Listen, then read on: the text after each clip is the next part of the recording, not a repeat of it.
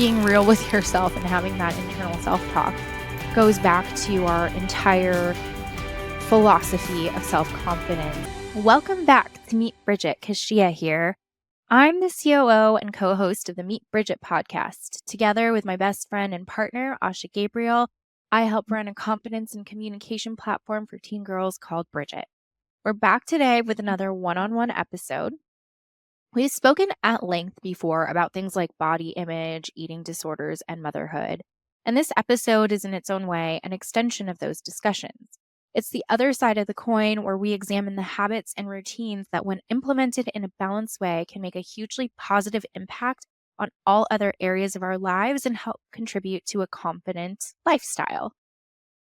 Welcome back, everybody. This is Asha. And as we did with our other episodes, we want to include a little disclaimer that we will be candidly discussing issues, possibly including, but not limited to, body dysmorphia, eating disorders, depression, pregnancy loss, and more. And should any of those things be triggering to you at this time, please feel free to sit this episode out or to see our show notes for resources. Additionally, this conversation is sourced and biased by our own personal experiences.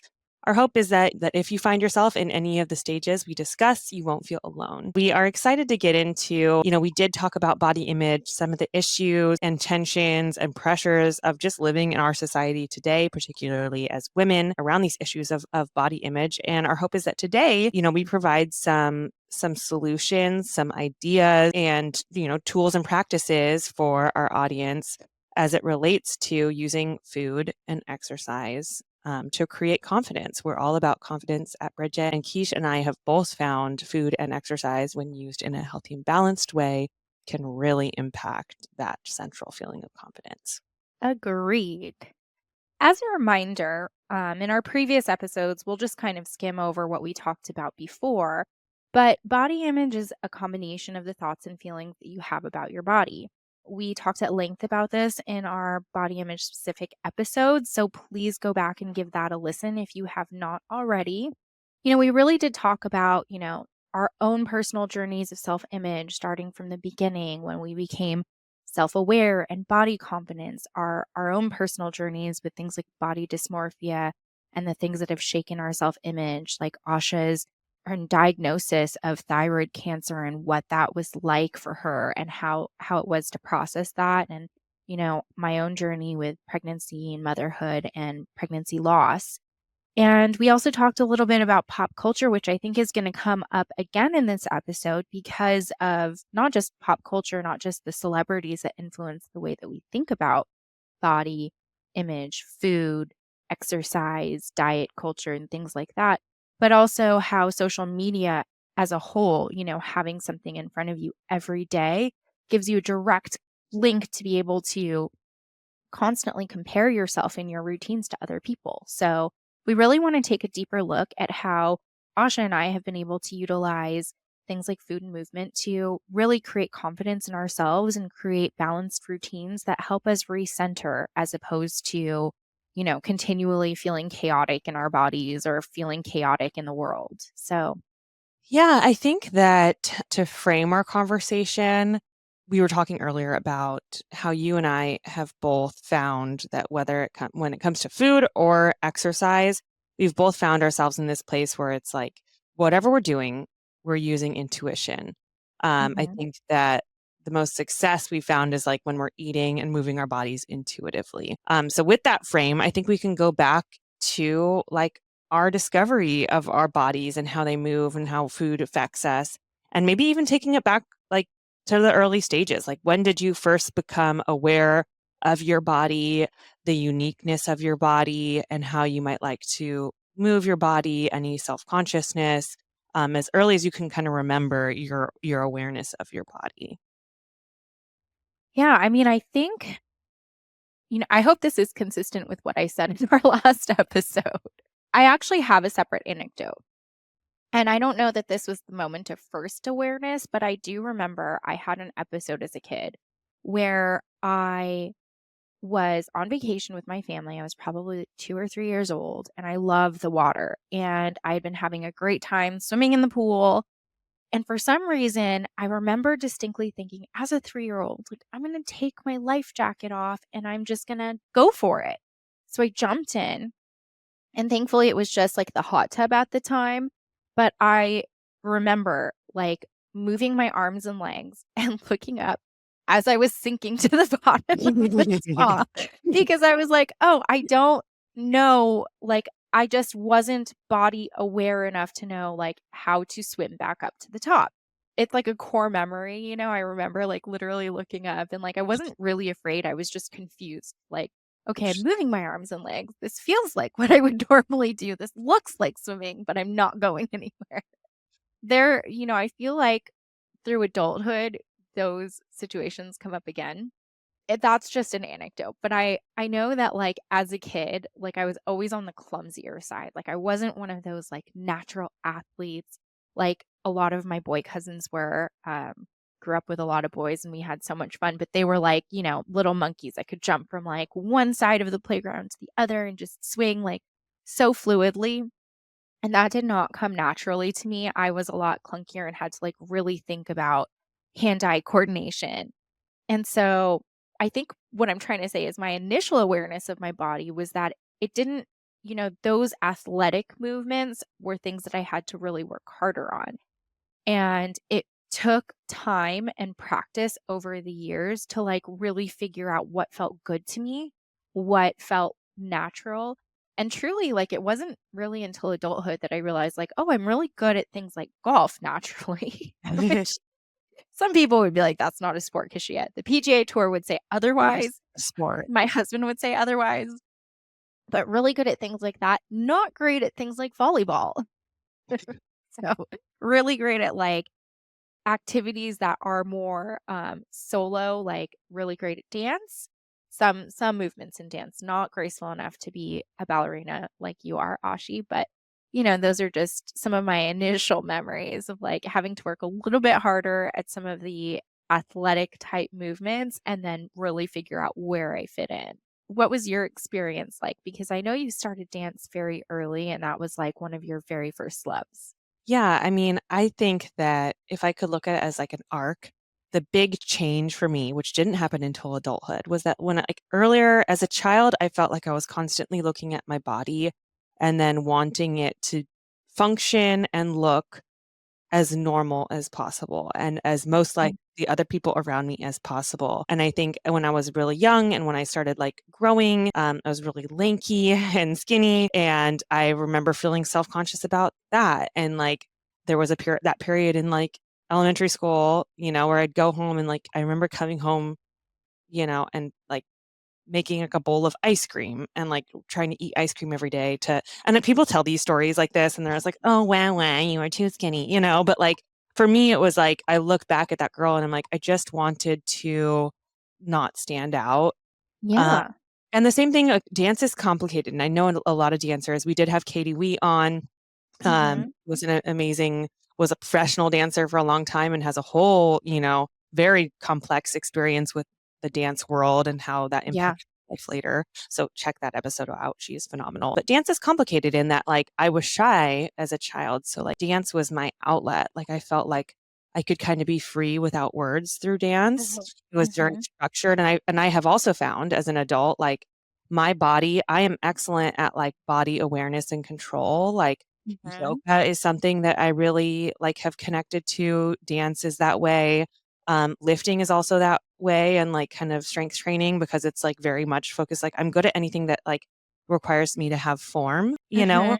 control and pace, but I'm not like a hand-eye coordination girl. Like I really am not. I actually feel like this. So, side note, it's very rare that these moments come up, but this feels like a gem because we talk about everything all the time. We've never talked about this before, and I actually feel like that resonates so much with me. Like I was clunking through like my first experiences, but what you just said really hits home because it's that focus, it's that internal focus. Those are the things that I felt like I was good at where you could like practice.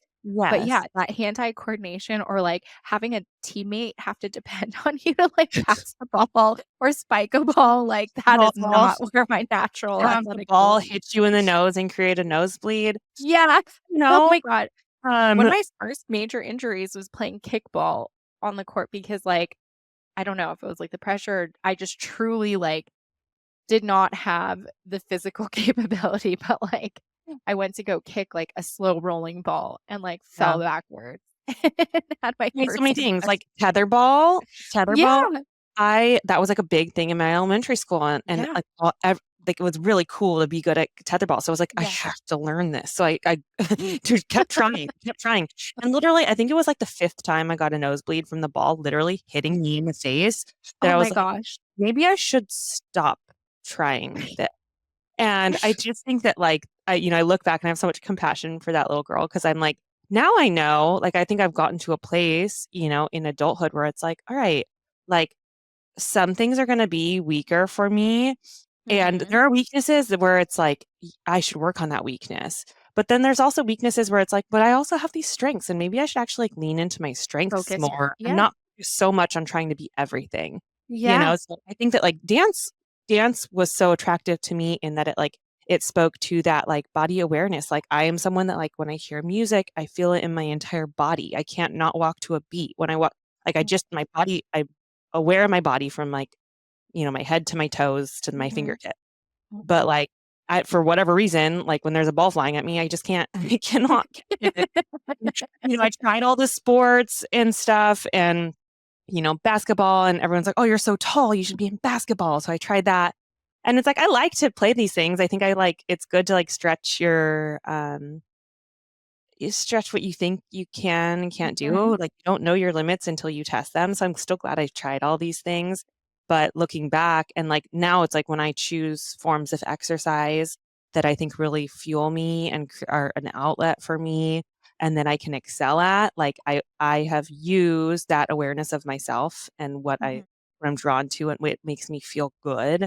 I've used that in like the choice of like exercise patterns. And the same thing with food, Yeah. I think that I had, like, a lot of height growing up, and I think I mentioned this in the body image issue that it was before the internet when I had this idea, but I remember kinda looking into or I was curious about whether there is a surgery that could cut off part of your calf Oh my gosh, you did use talk about this.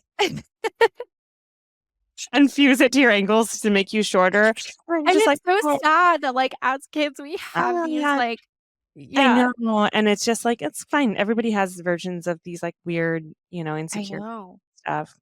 That reminds me when I was little, like, really little, I remember thinking that I could, like, grow up to be, like, a blonde-haired, blue-eyed girl, which is, like, so bizarre.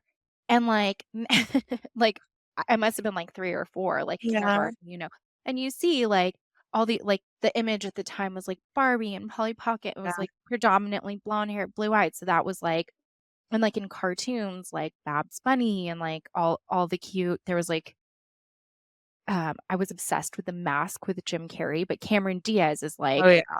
so hot in that movie, and I just remember, like so your my image at the time of, like, what is, like, beautiful and, like, desirable, I, like, really thought that I could, like, grow up to be that, and so I Yeah. remember telling a teacher that one time, and she was like, "I hate to break it to you, kid, but" Yeah, it's gonna take a little work. And Yes. why not put that when you're done? Yeah, no, but just, like, these thoughts is, like, or as early as, like, early childhood where you Yeah. don't even really fully understand, like, "Okay, like, that no, that's not real." Those thoughts were in our mind and, our minds, and I think that you look at today's children and just the abundance of information, from every direction, it's like, how much earlier are they gonna have those kinds of thoughts and I experience? know. I would say the one good thing, though, like and I know we always kind of harp on today's world and how comparison is really killing the vibe for most young people. But I would say one positive is that the other side of that coin with this influx of information is there is so much more diversity and access to information. So I Mhm. think the one benefit of it is that, like, you get to showcase other cultures and the way other people look, and, like, there's a lot more exposure to that, I think, earlier on. So if I were to say there were one benefit of it, that is one of them. Like, kids from any part of the world can take a look at, what's online and just be like, "Oh, here's somebody that looks like me that's doing this." And so I think in that way, it can be a powerful tool when used correctly.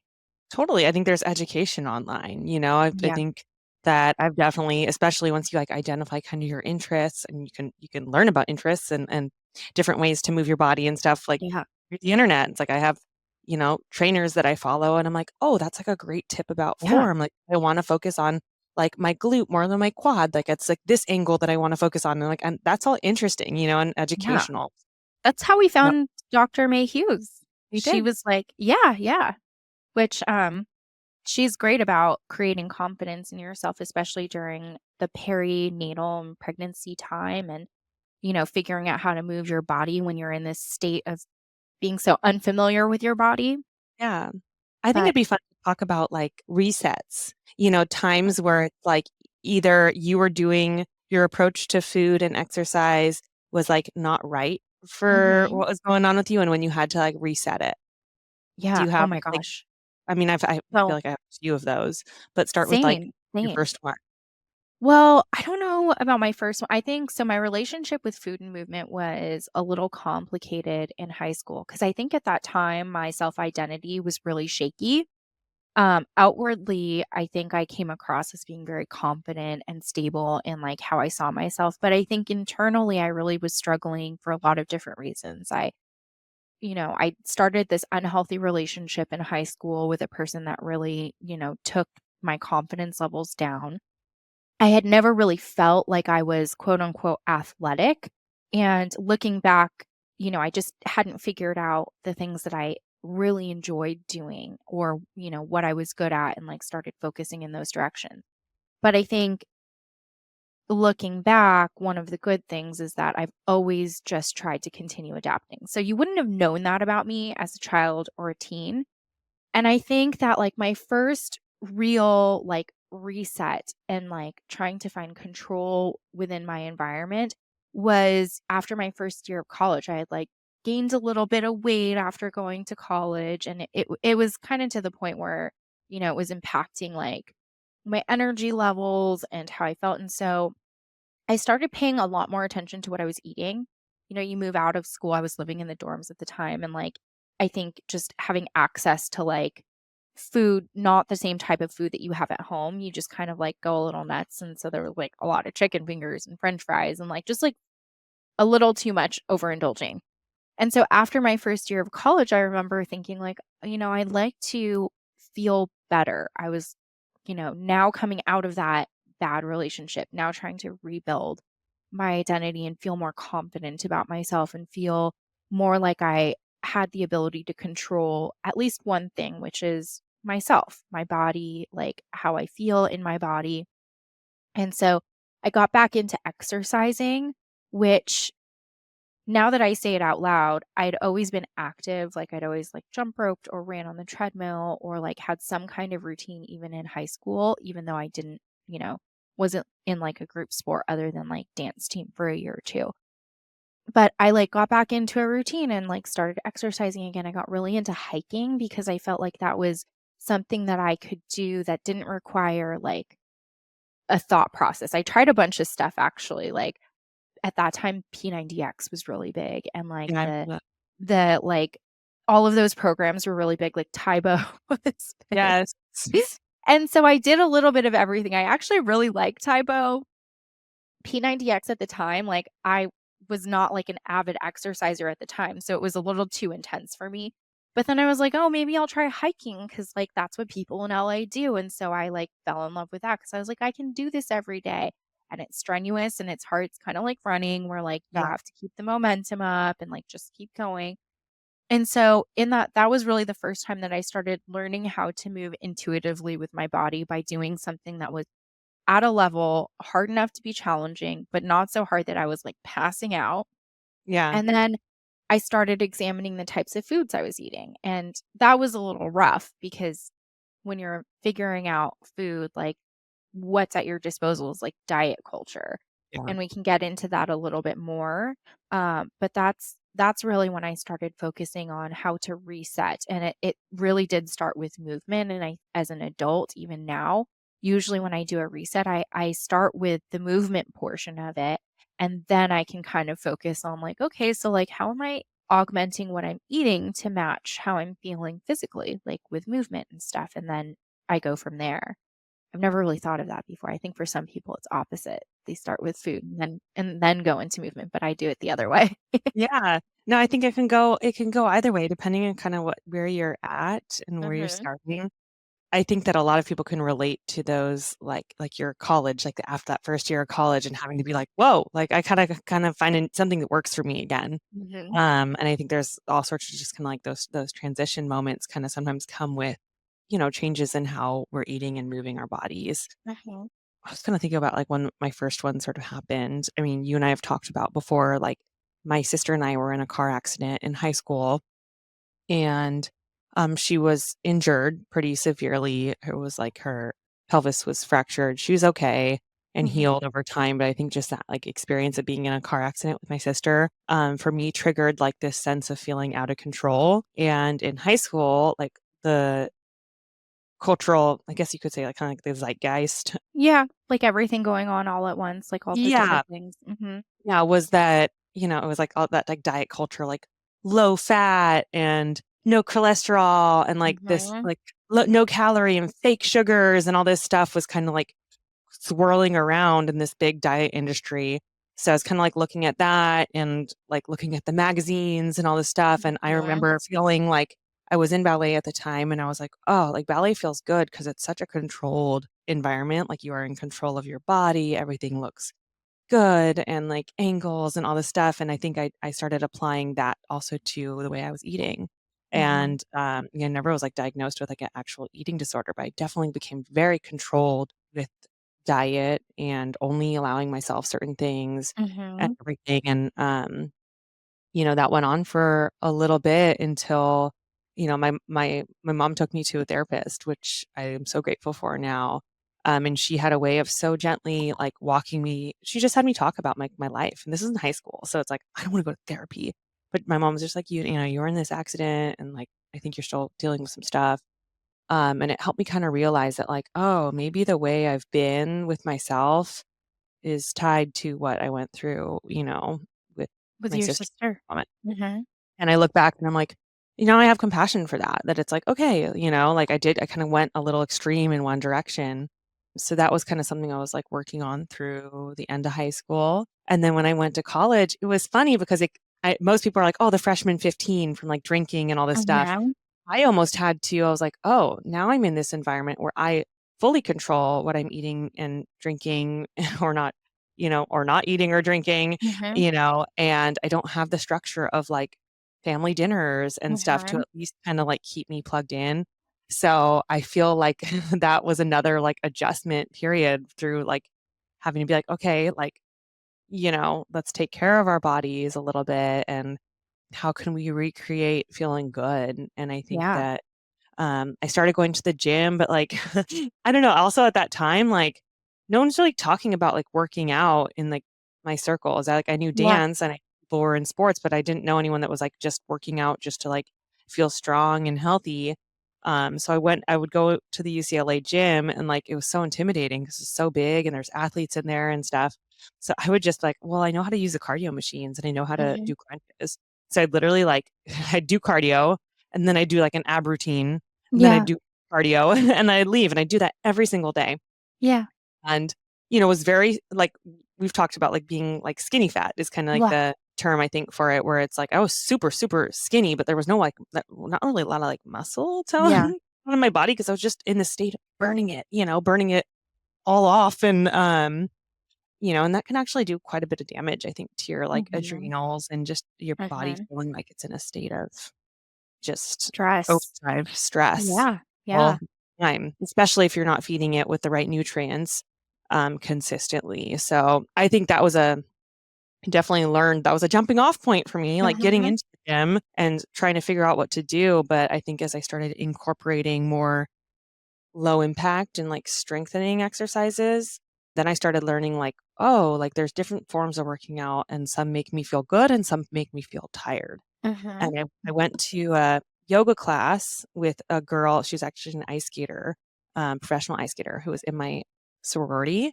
And she was like, "Oh," she's like, "I need to start doing some things." She's like, "I know you were a dancer. I need to start doing some things to stay in shape when I'm not skating." She's like, "Do you Mhm. want to go to this yoga class with me in Santa Monica?" And we started going to yoga. And I was like, wow, like yoga's like dance, except there's no mirrors. And like Mhm. you're breathing when you do it, and no one's looking at you. You don't have to look the same way as the person next to you. And I was like, this is like all the best parts of dance, in terms of like feeling my body and moving to music and everything. But Mhm. there's all the hard things and the controlling things and the comparison things are not here. So Mhm. that was, like, my intro to, like, healthy movement. I actually would agree with that because I think yoga was the first type of movement and first type of exercise that I ever did where I got so, fascinated by how small shifts in movement really impacted the sensation of moving your body, what muscles you were triggering, and it was that whole internal conversation. It's very yoga is a very, internal practice in a lot of ways. So you're moving your body, but a big part of it is creating that mindful connection to each one of the movements that you're doing, including your breathing.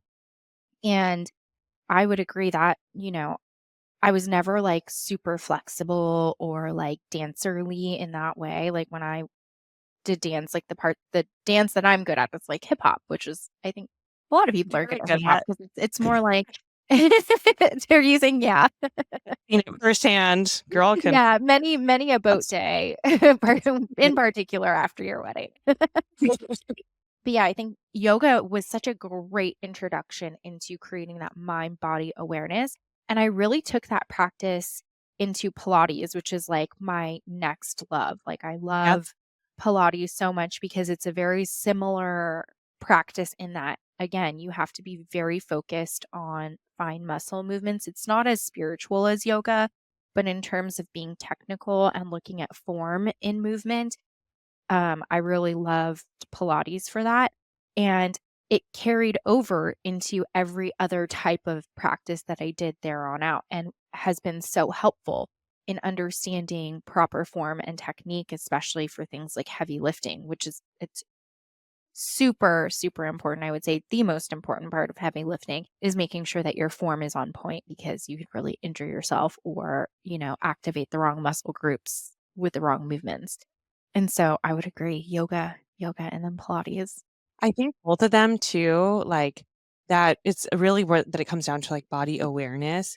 I Mhm, think that once I started getting into yoga and Pilates, it was kinda at the same time like, it was yoga mhm. for a long time, then I, like, introed like, it was, like, before, like, the big Pilates craze, but I Yeah. remember hearing about Pilates as, something that, like, professional dancers were doing. Mhm, Yeah, and I thought that was really cool, and they had a Pilates class that was, like, through UCLA, mhm. that you could, like, sign up for as, like, a class to take, and I went in and took it, and there were only, like, 5 people in this class, and most of them were, like, older women, and I Yeah, was just like, "No one's talking about this yet," but I'm like, but it feels so good," yeah. and, like, I really am, like, isolating different parts of my body, and I think that that body awareness and feedback also started informing the way I looked at food a little bit, where it's like, Mhm, "Oh, like, I can eat certain foods and realize, like, how I feel afterwards," and use that as a little bit of, like, how like, even just being aware of, like, how I feel after eating certain mhm, things or not eating certain things.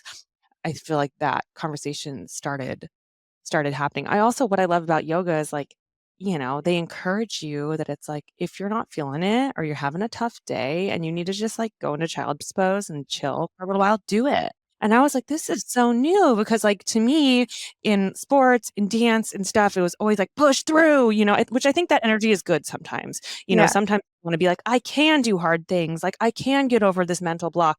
But I think that when your body's really being like, "No, we had no sleep last night, or we're going through something really tough, or we worked really hard yesterday already and yeah, we're sore, and we need a breather. I think it's being able to kind of know that that's something you can do and still make progress. That was mhm. totally me, that even like my And it just yep. feels so good.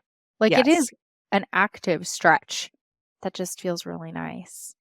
I also think that, like, even knowing that you can take a break and go into child's pose, Yeah. I haven't often done that. I Implemented it. see Yeah. people do it all the time, but something about even just knowing, like, that is an option to me, Yeah. almost helped me be like, "But do I need it?" And like, "Oh, I'm in this pose and it's starting to get uncomfortable. I can take a break." Yeah. And then, like, thinking about, like, whether or not I need that right then Mhm. almost kinda helped me have the stamina to be like, "Okay, but I don't really need one. Like, maybe it's just in my head. Like, let's just stick it out It for is a good 1%." practice in mental fortitude, which I think is a really big part of developing confidence. You Yes, learn your limitations and you kind of hold yourself accountable. Like, am I just, taking the easy way out, or can I do it for like another 1 second, 2 seconds, 3 seconds? And I think in that way, movement is really powerful because it is in every way, not just in yoga, but like if you're having that internal monologue during, times of exercise, you can really coach yourself through these situations. And it's good practice for everything else in life, I think.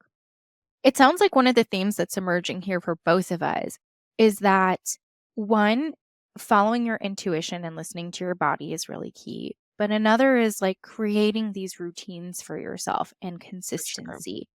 How would you say that having consistency and movement has served you during times of stress, whether it's emotional or physical?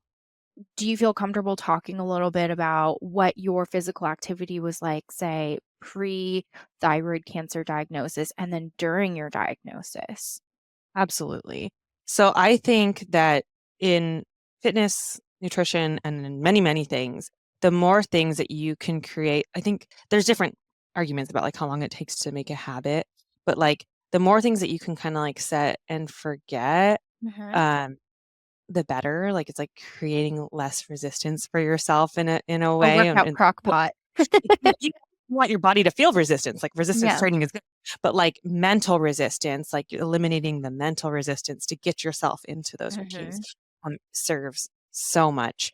I felt like, I mean, even pre thyroid stuff, I had this experience so many times getting to my yoga mat where like I was tired or stressed or, I had school stuff to do or it was just my body wasn't feeling, I was just like, "Ugh, I don't want to work out right now. I don't want to Mhm. do even yoga, which like I know is going to make me feel good." But then every time I'd get there and just like let go and be present, at the end I was like, I'm so glad I came.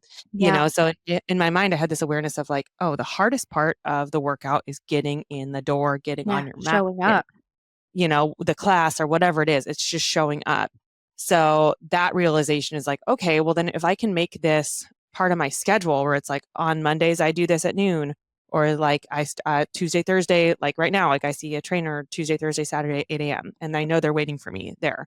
That's a luxury to have like a trainer, but just any kind of something where it's like, it's just on the calendar. I know it's every once in a while my schedule changes and I have to cancel it and whatever, but I don't have to make the choice of like, what am I going to do today if I can kind of like create the routine. Going back to like the pre and post thyroid stuff, one thing I had experienced leading up to, so I had Hashimoto's. I was diagnosed with Hashimoto's right as I graduated college. And prior to that diagnosis and starting to balance my hormones out a little bit, I had always felt very cold all the time. I was just always perpetually cold. And I felt like even though I was like integrating yoga and some more like kind of strength training type things, I still didn't feel like I was able to have much stamina and that I couldn't really build a lot of muscle tone. And those things are all actually related to having an imbalanced thyroid. For me, it was like my thyroid hormones were low. My thyroid wasn't producing enough thyroid hormones. So once I started taking my medication Synthroid and balancing out my thyroid levels, I immediately noticed this shift where I was like, oh wow, like I have more energy. Like I feel stronger, already. And I started like when I was strength training, like I could start seeing like my muscles developing after balancing out my hormones. That was an immediate change and was very encouraging for me because I was like, "Oh, now I can kinda see where this goes." So I got a little bit more into, like strength training and stuff like that. So I had my thyroid cancer diagnosis the year I was engaged. So it was the year before my wedding, and I remember kinda it was a shock for me because it was like, "All right, like this." I felt kind of in a way, like when that I got that diagnosis, I felt like I had been hitting my stride a little bit physically. Mhm. I was like, "Oh, like I figured out like I feel like my relationship with food is getting better." I identified I had some food allergies and like was aware of like what made me feel good and what didn't and like, really reaching for the right things. So, and then also was like training pretty like regularly. And then getting that, I felt really, like, betrayed by my body Mhm. in a way. I was like, "Oh, I felt like I was doing everything right. Like, how do I have cancer?" Yeah. But then once I kinda, like, got over that a little bit, I feel like that was when I started really like, leading up to my wedding and after my, thyroid cancer surgery, I started really working with a trainer and, like, lifting. And at first I started with that, like, how you were talking about, like, starting with one thing and then, like, growing in the other Mhm, thing. mhm, Started mhm, started with lifting more, mhm. and then, my trainer was like, "You should really start thinking about adding more protein to your diet." Yeah. And I was like, "Well, no, like, protein is, like, gonna make me bulky." So I was like, "Huh, that's so cute," and I just didn't do it for a while, but I wasn't really seeing a lot of results, and at the same time, Andrew was training at the same place and, like, following, like, eating a certain amount of protein. I'm like, "Damn, like, he's really, like" I see well, it's happening with him, and men are different, their bodies are different, but I was like, "Fine, like, I'm just gonna Try see it, yeah. let's just, like, track a little bit and see how many grams of protein he really wants me to eat," And once I started eating protein, right away, started feeling, like, so much better, started Mhm. having so many more, results, visual results, like, feeling results. It was like I felt awesome Yeah, by, the amount of protein that I literally was like, "I never even thought I would ever eat that much, like, protein in my I diet." know. It's actually kind of hard to get the It's protein in. difficult. Yeah, Yeah, because they say that you want to do I mean, most trainers say that the ideal ratio for protein is a 1 to 1. So, yeah. 1 gram of protein per 1 pound of body weight, and so, I mean, most people are not 100 pounds, and 100 grams of protein is a lot as it is, but Yes.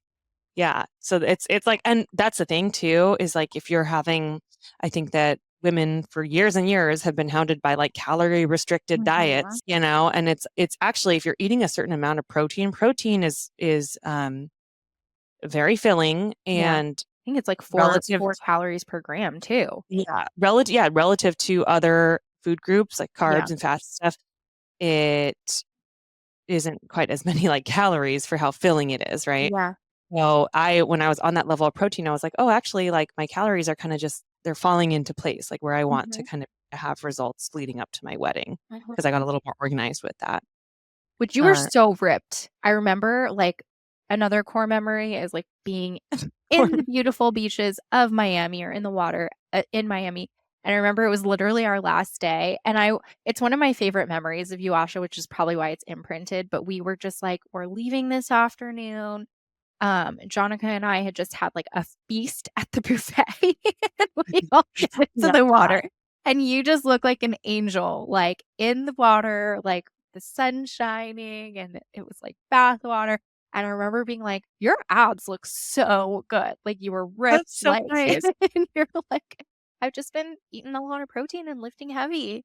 And, Honestly well, that's so funny because I feel like we all have our spots, yeah. right? And I think my biggest, like, spot of, like, self-consciousness has always been, like, my tummy. Really? You know, some people, Yeah. it's like, "Oh, well, like, my thighs or my hips or my arms or whatever," and for me, it was always, like, my tummy, Yeah. and I feel like the periods of time that I've felt most confident in that spot have been when I'm eating the most protein. Yeah. Like, things just kinda, like, take care of themselves, but yeah, during that time, it was, like it was so cool because clearly what I'm saying is that I was, like, tracking macros and, like, Mhm. trying to eat a certain amount of protein and like see, how many carbs am I having and like what does the calories look like and just being mindful of like kind of what I'm eating. I don't think that that's always like sustainable for like I'm going to just track macros for the rest of my Yeah. life. I think for me it was really helpful because I was like, okay, if I'm listening to this trainer and they're saying like if you're doing this amount of lifting and Mhm. stuff, you need this amount of nutrition and that will yield this result. It was the first time in my life where I was like, "Oh, wow. Actually, like, if I give my body what it needs and move it in a way, that challenges it, I will have results." I think leading Mhm. up to that experience, I was always like, like no matter what I do, like I don't know how I'm going to get that kind of result, or like It my body feels just won't daunting. ever look that way, or I won't ever feel confident in the shape of my body because like Right. I didn't feel confident in my body's ability to respond to Mhm. inputs, right? Mhm. Mhm. And I felt like after kind of putting those things together, I was like, "Oh no. Like this is science. Like Yeah. exercise and nutrition. It's a science, and every body is capable of thriving with the right combination of exercise and nutrition. Mhm. It's just a matter of like finding what that combination Yeah, what your is. formula is. Yes. And that created so much confidence for me because I was like, "Oh no, like I have the power to either choose to follow this kind of like combination or not, Yeah. but I can make that choice, and when I do follow it, I will see results." And I think that that is so empowering. Yeah, I love that you talk about your initial diagnosis with Hashimoto's too, because the thyroid is one thing that can really play into how your body processes food, proteins, Mhm. sugars. I think right now, one of the things we're hearing a lot about, especially with this wave of Ozempic and Trulicity and Wegovy and all of those things that we kind of talked about in one of our previous episodes as well, is blood sugar. And the glucose goddess, I actually really like her because she does talk about how, I forget the name of her book, but we can link it in our show notes. She does Mhm. talk about the science, and her science is sound, and she gives practical advice on how to augment the timing of your eating and the order of your eating as opposed to necessarily what you're consuming. She does talk about that, but she focuses a lot more on eating proteins first, eating fibers first. And then if you're going to have carbohydrates, obviously you want to have complex carbohydrates versus like refined or processed foods and sugars. But just having protein and fiber before you eat, say, like a strawberry or a piece of cake, is going to lend to a lower glucose curve spike. So, and I love that you bring up the science of it. I think one of the big takeaways of that is starting out by examining your baseline fitness level, what you're eating, and how you feel when you're moving. I think it's really important for everybody to understand their body and go and do annual screenings to just figure out what you're working with. Like, is your thyroid healthy? Is your blood sugar normal? Because before you do anything else, addressing those things and just knowing what you're working with is really important. And then, creating a routine for yourself is so helpful. I love how you talk about figuring out what your body likes, like when you're getting ready for your wedding, required a different type of physical activity because you had a specific goal in mind. But increasing protein is always a great idea. And I think that also brings up another good point, which is understanding body composition. I think when we were growing up, the big thing was skinny fat, was cutting out your calories and maybe cutting out all carbs. And I think one of the things that we're really starting to understand as a society, and another thing that I think social media does a good job of circulating, is that there is just more information out there. And part of the good information is that it's not really about losing weight or the numbers on the scale. I think you have to examine body composition and, utilize data and science to your strength. At least that's been my experience because coming off the tail of having body dysmorphia, being able to look at hard data when you can't always trust what your brain is telling you is really helpful. And I Right. learned that, and it comes and goes. Like, I'll look in the mirror and my body's changed dramatically over the last couple of years. Been through a lot, so it should have changed dramatically. Getting older, I've had multiple pregnancies, I've had multiple pregnancy losses. I've, eaten differently at different times of my life. So I can't always trust when I look in the mirror, like, how I feel emotionally really impacts what I see. And that's my plight with body dysmorphia. And so understanding that like things like the scale, like the number on the scale has a complex breakdown to it actually helps me recenter myself. So if I stand on the scale and I see a number, I'm like, okay, it's scientifically impossible to gain a pound of fat unless you're over consuming by thousands of calories like the day before, which is actually very difficult to do, even when you are getting the right amount of protein in. And so if you can start to sit down with yourself, if you do find that you struggle with things similar to like me or similar to Asha, like sometimes sitting down and just understanding the basics of something, the basic principles, like how body weight is composed of different things: water, muscle, fat. It's not all like one size fits all. And understanding that if you create consistency for yourself and follow like numbers as if you're like a formula, you can really start to augment how you feel and figure out how movement impacts like your daily activity. And you can start to feel more confident in what you're actually seeing and doing. Yeah, I think that you make such a good point too about, like, just knowing that, like, you growing up, I feel like there's such a fixation on, like, this Mhm, mhm, scale, like, just being, like, small, and now it's like, I think there is a healthier and there's more information about different ways to measure things, right? It's like, mhm, okay, the number on the scale is one indicator, there's also other things like, "Oh, how do I feel? Like, do I feel energetic? Do mhm, I feel strong when I'm going about my day? Am I getting tired? Is, my energy dropping at a certain point of the day? How am I sleeping? Like, how do my clothes fit me? And just there's so many different like gauges now that we can kind of like be aware of in combination with that just number on the scale. It's like, okay, like how much muscle mass am I putting on? There's so many great studies too about, we both have mothers who are getting older and we obviously want to like keep them healthy. So I've been doing a lot of research about like aging and health, and there's just tremendous research saying that muscle mass, like maintaining muscle mass as you age, especially as a woman, is like mhm, the most impactful way to like, keep feeling good and to have longevity and everything because our muscle and bone density, like it just naturally does exponentially start decreasing with mhm. age. You almost like be actively working, Yes. uh, to combat that. And the best thing for it is resistance training or strength Yes, training. especially in women who've had children and multiple Yes. children. The decrease in muscle mass and bone density for women who have had children is increased exponentially as we get older. Like going back to like the resistance part of it too, it doesn't have to be anything crazy. I was just talking to both my parents about this pretty recently. But even just implementing, like, walking, like, going for, a moderately hilly walk or just even a flat walk if you don't do anything. I mean, just going for a walk can really do so much for your body, just that movement alone.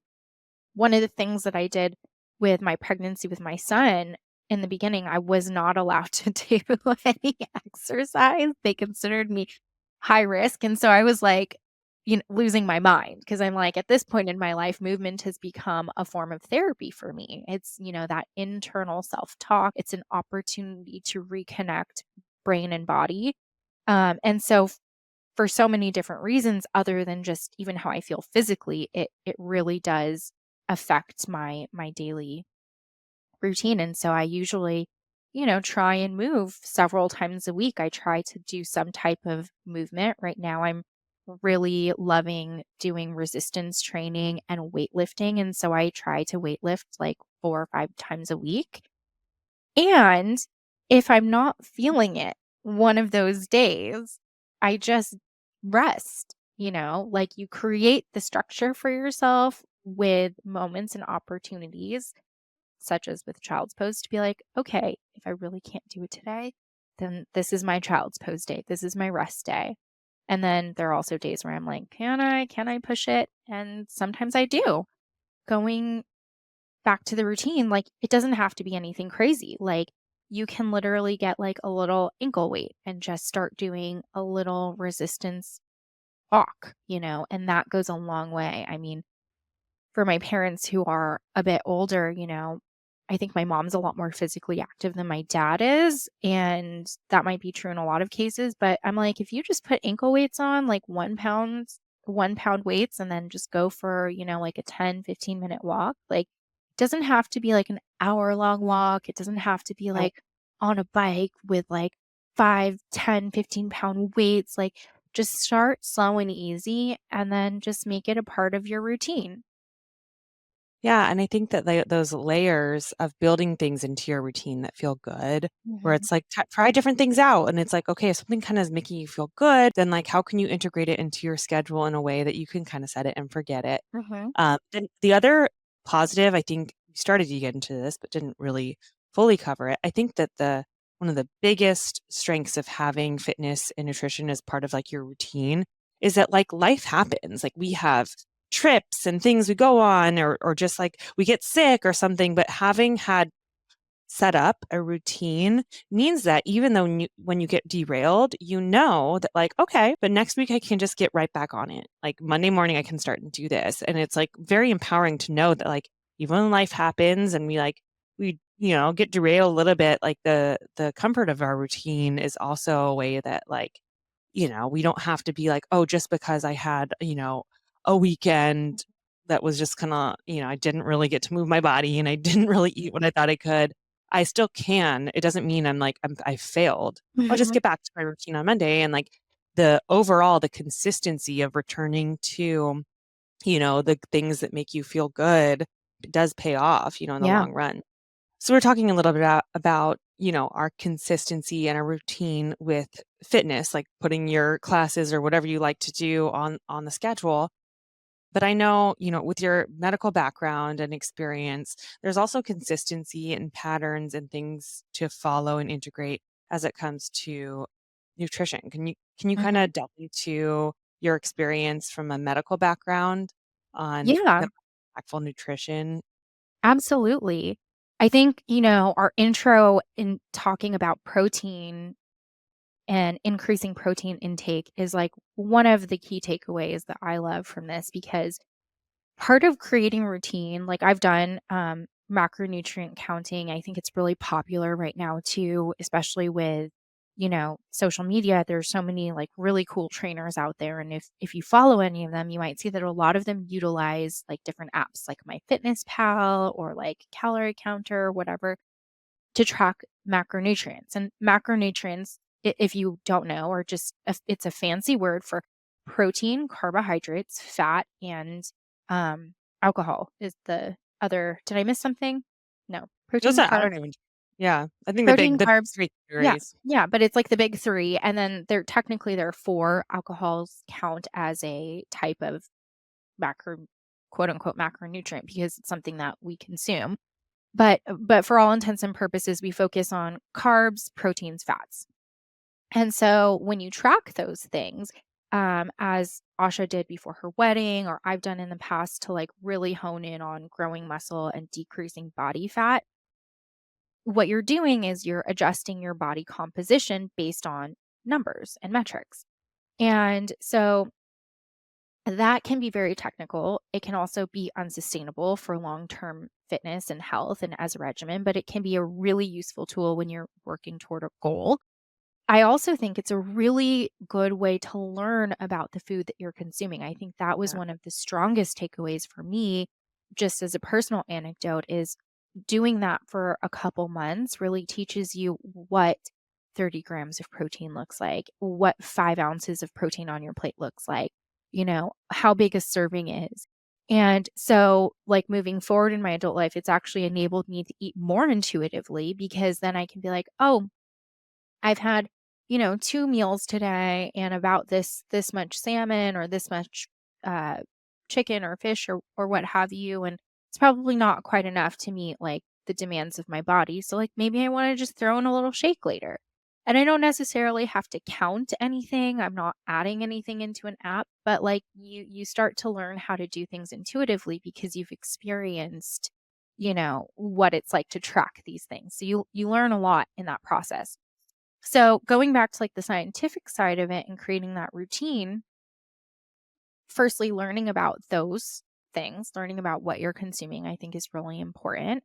And, one way to do it is, as I mentioned, actually going through the motions of tracking what you're eating and figuring out what those macronutrients look like so that you can eat more intuitively. There are a lot of other tools that people utilize. The glucose goddess is one that's really popular right now, and she utilizes the science of, adjusting blood glucose. and how eating different meals at different times, like eating 3 meals and eliminating snacking, helps decrease the spikes in blood glucose, which if you know anything about that, blood glucose is attributed to all of your body's functions. We get energy, our cells get energy from glucose or sugars, and there's different types of sugars. You can get sugars from eating complex carbohydrates like starchy potatoes and sweet potatoes or things like that, or more simple carbohydrates like refined flours, like eating a piece of cake. Like that's another form of carbs, but it's perhaps not as good because you're getting carbs from straight sugar. I think we should definitely link her book in the show notes because she actually does talk at great length about the science behind blood sugar spikes and how useful it can be just switching around the order of what you're eating. Another thing that's been really popular is, intermittent fasting and time restricted eating. And I think intermittent fasting is also a really useful tool. It's sort of like a supplementary tool to what you're eating. It's how you're eating and the timing of what you're eating. And there's different types. And I think this is something that there are plenty of experts that talk about this. Two of my favorites that I think are actually vetted and well spoken and actually use proper science and, have experience with this are two physicians who have excellent podcasts, and we'll link those too. But Dr. Mark Hyman and Dr. Peter Attia, they both have phenomenal podcasts which actually talk about you know, practical applications of things like intermittent fasting versus time restricted eating. And I think the big takeaway from that is intermittent fasting, when people hear that, they think, okay, I'm only going to eat between these hours. But intermittent fasting for most, like when you're doing it properly, is actually, fasting, like not eating on certain days of the week or not eating as much on certain days of the week and then eating normally in between. For example, having a very calorie restricted diet on like Mondays and Wednesdays, but then eating whatever you want in the days in between. So that's like a version of intermittent fasting that a lot of weightlifters have used and athletes have used because your body goes through something called cycling, carb cycling, and cellular autophagy.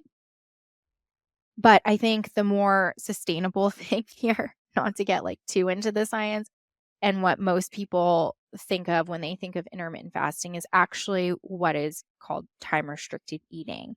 And I think that's a lot more sustainable. And time restricted eating is when you actually eat in a window. So you start your day and have breakfast at 8 a.m. and then you stop eating by 5 p.m. and then allow your body the rest and time to go through cellular autophagy, which is cell death. And it's something that everyone's body goes through on a daily basis. And it's the way that our body processes toxins and allows itself the time to digest and metabolize. Part of the reason this has become so popular is because until recently, the the standard American diet meant that you were eating breakfast, lunch, and dinner at whatever times during the day, but you needed to get 3 square meals in. And everyone works and has different routines, or I should say, most people have jobs and different routines that can sometimes make following anything standardized a challenge. But when you adjust your dietary window to something that works for you. For example, you only eat between specific hours of the day, not anything crazy. It just means you eat breakfast at 10 and stop at 6, or, you eat breakfast at 8 and stop at 5. It gives your body time during that downtime to actually process what you've eaten for the day and utilize all of the food and nutrition and energy that you're putting in for all of the movements that you need. Because at night, theoretically, you're sleeping from most people go to bed anywhere between 8 and 10 or 8 and 12 and get up, sometime around 6 to 7, 8 a.m. unless you're my teenage brother who wakes up at 1 p.m. in the afternoon. But it just gives your body the time and rest that it needs to process these foods. So these are just a couple tools in the a little bit of the science behind it. And I don't want to get too technical because I'm not the expert here, but they're it lends into the conversation we're having about using different ways of tracking food and tracking time and creating routines that work for you in order to establish confidence in your routine and in your daily movements and habits, and doing it in a way that's not 0 to 100 or, all or nothing, but doing it in a way that's like, okay, well, I think it'd be pretty feasible for me to start, shifting my diet habits to, maybe just a 10-hour time restricted eating window so that I'm giving my Yeah. body time to rest, and then like focusing on eating foods that make me feel good in between those hours, and focusing on like increasing movement a little bit throughout the week. Like those are very easy ways to begin that journey. And I think that routine, showing up for yourself, being accountable, and being real with yourself and having that internal self talk goes back to our entire philosophy of self-confidence and looking within and, trusting in yourself to create that routine. And then that's how that confidence is really built. And I think too, once people talk about like creating a routine, and I think both of us can relate to the experience of sometimes you create a routine and then something Mhm. in your body or life changes. Oh, So yeah. necessitates your routine becoming changed. I Mhm. think that when all this research started coming out about, time restricted eating and these kind of like patterns of the day and when to eat what, started coming out was kinda also when I was entering a phase of having children, Mhm.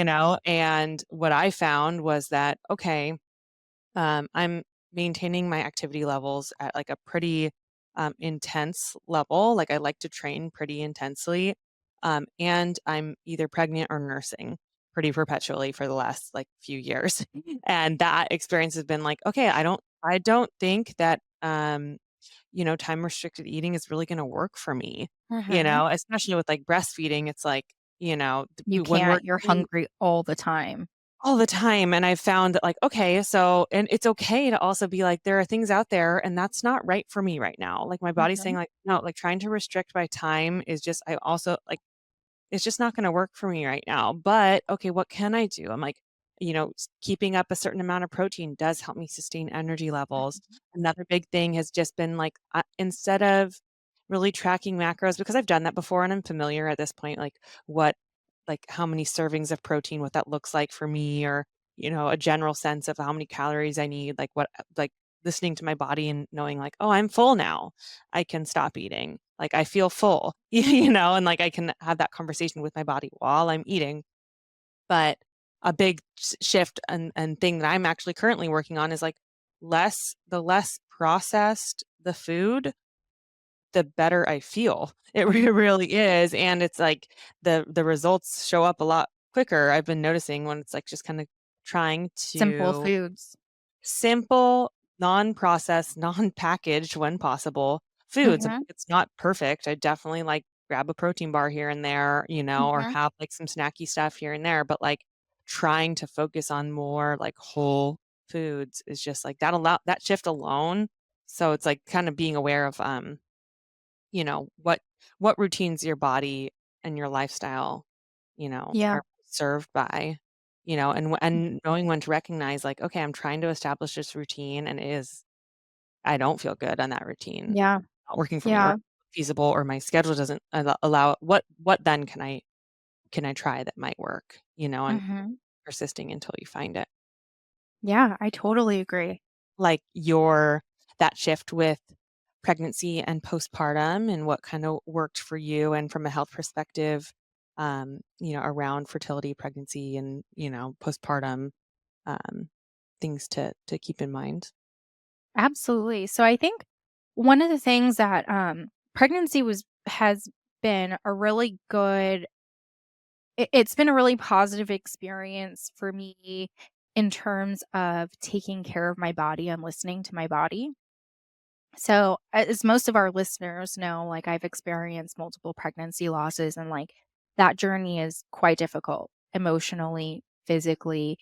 And so having a routine to lean into has been really helpful, just sort of as like a totem or like, something to tether me back down to earth. It's like when you're feeling really, really down and in despair, like having just one thing to focus on really can be like a lifesaver. And pregnancy is no different. And I think, again, it's that whole thing of like sometimes not being able to trust what you see. So that's like, those are the moments where like my self confidence is shaken, right?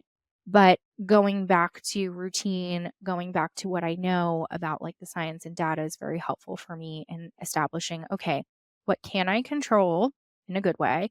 What can I do to feed my body like during times of loss, during times of pregnancy? And so I'll talk about being pregnant first. When you're pregnant, like you're not just taking care of yourself. Now you're feeding this whole other entity that is hijacking your body and needs a lot from you physically. There's a huge physical demand and a shift in how your body is processing all of the energy via food that you're putting into it and how it's using all of the energy, the output, which is movement. And so in times that I've been pregnant, my first focus is like, okay, am I getting my prenatals in? Am I getting like a healthy amount of omegas, which is, healthy fatty acids? Am I getting a good amount of folate, which is really important for neurological development? B12. And those things, by the way, like just as a side note, like sometimes I will just continue taking my prenatals, pregnant or not pregnant, because for women, especially the amount of nutrients necessary for all bodily functions is just different. And in a pregnant state, that amount of folate and B12 and vitamin D for your bones and omegas for your brain and neurological function, it's all good. So sometimes I just continue taking it, and there's the added benefit of, like, the biotin and stuff, which helps your hair growth, come in. I actually know quite a few people who've taken prenatals just because their hair, they felt like it was duller, and, like, those added nutrients really do help stimulate hair growth. Yeah. But, so that's the first thing, and then, like you said, focusing on whole, healthy foods, like, obviously, during pregnancy, like, weird cravings come up. With my son, I, like, suddenly wanted artificial strawberry flavored everything. Like, it was so and I've never been a strawberry person, like, of all the fruits, like, it was one of my, you know, least favorite fruits, and that totally turned around, and I have a very good relationship with strawberries now. We're on good terms. We're on good terms, we're speaking frequently. But, But yeah, focusing on whole foods even when you have, like, these weird cravings. Um, Side note, like, I heard that when you have pregnancy cravings, it's a way of your body telling you what you need. So, like, I don't know that that's always true, like, I can't really ascertain how, like, strawberry shortcake is, like, something that your body absolutely needs for your baby to grow. Maybe, But, like, like, quick carbs in a way. yeah, Well, maybe like, actually, there is a maybe, or, place for like, quick I think, like, carbs salty. are, like, so Yeah, demonized. It's like, well, maybe your body just wanted, like, it yeah, knows, like, okay, that is something, the craving is signaling, like, we need. yeah. That's actually a great way to think about it. Like, if you really want sweets, like, try eating something like a date or, like, a piece of fruit and see if, like, your body becomes satiated because there are different signals that you get when you're pregnant that are it's like, um, what do you call it? It's your animal instinct way of telling your body what it needs. Like, I on a totally other note, like, have chronically low blood pressure, and I'm convinced I love salty foods because my blood pressure is always so low. I Interesting. know it's a personal hypothesis, but yeah, well, additional sodium pushes your blood pressure up, yeah. And so I'm, like, convinced that I just, like, love salty foods and briny foods because I'm chronically, like, low blood pressure. That's interesting because, like, I'm not really, like, a big, like, salty food person. I actually, like, I think there was a combined with the, like, old philosophy of, like, low fat foods, there was also this, Mhm. like, no salt thing that Yeah. was going on in diet culture that I feel like I Okay. connected to it. Um, but I have, like, super low blood pressure to the extent that, like, with my first pregnancy, I think I actually had preeclampsia. but, Yeah.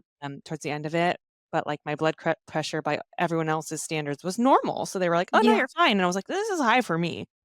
Yeah. But I've been drinking those, I've never really liked, like, the hydration, uh, Mhm. Mhm. bits and stuff. They make me feel kinda, like, waterlogged, but I've Yeah. been doing that Element one, which is one that's based on, uh, Oh, yeah. salt-based, hydration Mhm. packet, and I literally cannot get enough of these. Like, I, like, crave it weirdly, like, I have it at night, Really? really, and it's like I can feel my body, like, I just, like, gulp those electrolytes Yeah. down for whatever reason, and I'm like, it's almost feels like a pregnancy craving in the sense that it's like, "Oh, my this is what my body wants, 100%." Yeah. Feels so good on them. Hot tip. Oh, yeah. I should try those. Kevin and I used to do like he still does it. He does like a quarter teaspoon of real salt by that brand Redmond. Uh-huh. It's like totally it's actually great quality salt.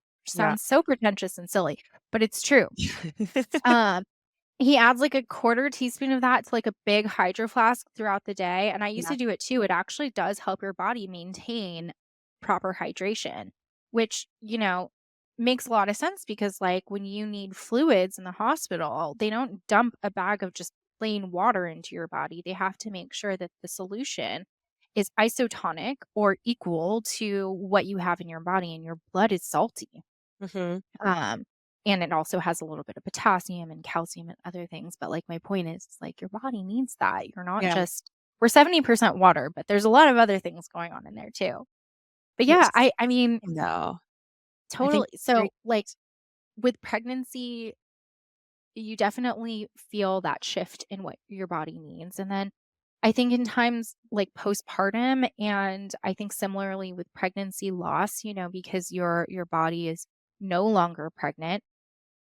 With pregnancy loss, it's a little different postpartum because you're mourning the shift, and, it's hard, so emotionally, you're in a completely different place than you are postpartum, but physically, your body needs to maintain proper nutrition, and so I remember even when I had lost pregnancies, my mom, um, and this is really something that's a privilege, she would, like, make soup or chicken soup and, like, make sure that I was, you know, having the appropriate amounts of protein and carbohydrates to allow my body to heal and process what it was going through. And, similarly, postpartum, just making sure you're getting adequate amounts of protein and fiber and carbohydrates. I think fiber is actually one that we haven't really talked about just yet because it's not technically a macronutrient, but fiber, like, that you find in whole vegetables and whole fruits, and I say whole, meaning, like, you're not pulverizing them and putting them into a juice and extracting all the fibrous material, but the fiber itself is really necessary for our body to flush out toxins. That's literally what our poop is made out of, and, it's what we need in order to complete the whole process of eating the foods and then eliminating the waste products from our body, which is just as important as the intake. Yeah. Some a nutritionist I work with, like, a nutritionist with my gym, and she was describing fiber as sort of, like, the carriers of waste out of our body. So it's like, Mhm. you want fiber in there, it literally like it's like a little donkey, where it's like grabbing the waste and putting it on his back and, like, walks Yeah, the door, and I I thought that was hilarious, but, like, kind of, accurate with what you're saying. yeah, yeah.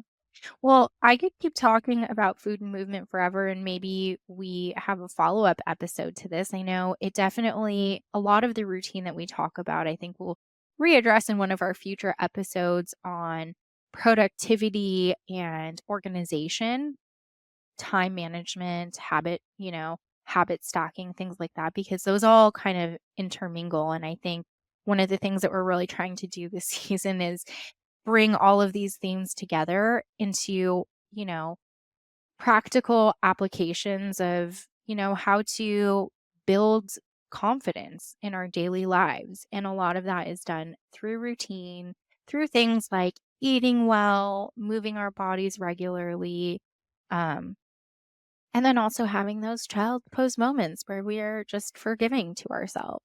Yeah. I think that, I mean, one of our original bridge etymologies was that word confidence. We always return Mhm. to this one that it literally breaks down to trust in oneself, self Yeah. trust. And I think that we were excited to do this episode because I think that the way that we move our bodies and the way we eat can create self trust. But that, that confidence in, those things that you're doing too, they feed each other in a way, if Yeah. that makes Yeah. Yeah. I love that. Feed Yeah, they each feed. other. Feed your confidence, honestly, by, like, feeding yourself and trusting your intuition. Yeah. I think that the theme we kept returning to, in that, like, arc of learning about how to move our bodies and how to eat in a way that's, healthful has been just, like, getting as in touch with our intuition and, like, doing something, trying something, and then reflecting and be like, "How did that make Mhm. me feel?" How do I feel when I'm moving my body this way versus this way? How do I feel on, like, gravitating towards these kind of foods versus these ones or these different things, all these different levers that we have, that we can do. Like humans we are so amazing and so adaptable that like we can survive on a variety of different foods, a variety of different like Yeah. activity levels. That's why it is glorious. Like we can literally there's so many different ways you can do it and different people are going to thrive with different combinations. Mhm. Um, but just having that intuition along the way, where we were excited to have this Yeah, conversation. absolutely. So Absolutely. This was a fun one, Asha. I felt like we learned a little bit more I know about each I other love too. this. Uh, honestly, I can't get enough. I It's a know, same, have a same. best. It's just so All the interesting. feel, all I the love feel. well, audience, we, adore you guys. We like to take little interludes from the amazing interviews we have and just sit down and give you a look into the conversations we like to have with each other. But we'll be back next week with another episode, and we'll see you then.